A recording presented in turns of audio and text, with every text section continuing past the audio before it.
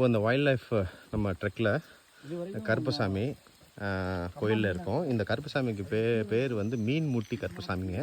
அதாவது அங்கே ஒரு ஃபால்ஸ் இருக்குது, தண்ணி தடாகம்லாம் இருக்குது. அதுக்கு மேலே மீன்கள் ஏறி வராமல் இதோட முட்டிட்டு இருக்கிறதுனால மீன்முட்டி கருப்பசாமின்னு சொல்கிறாங்க. கொஞ்சம் இன்னும் ஒரு 5 மினிட்ஸ் ஏறணும்னா டென்ஸ் ஃபாரஸ்ட்குள்ளே போயிடலாம். Will go.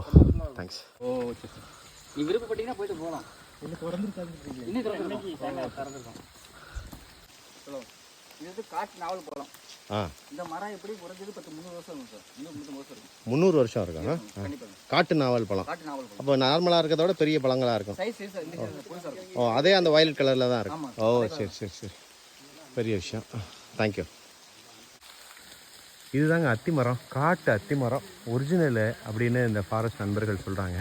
இப்போ இதுதான் அந்த காய்.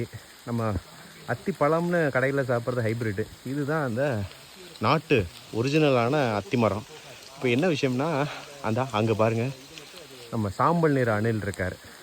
அதான் உங்களுக்கு தெரியும், இந்த ஸ்ரீவில்லிபுத்தூர் சாம்பல் நிற சரணாலயம், அணில்கள் சரணாலயம் ஒன்று இருக்குது. ஆனால் உங்களுக்கு தெரியுமான்னு தெரியல.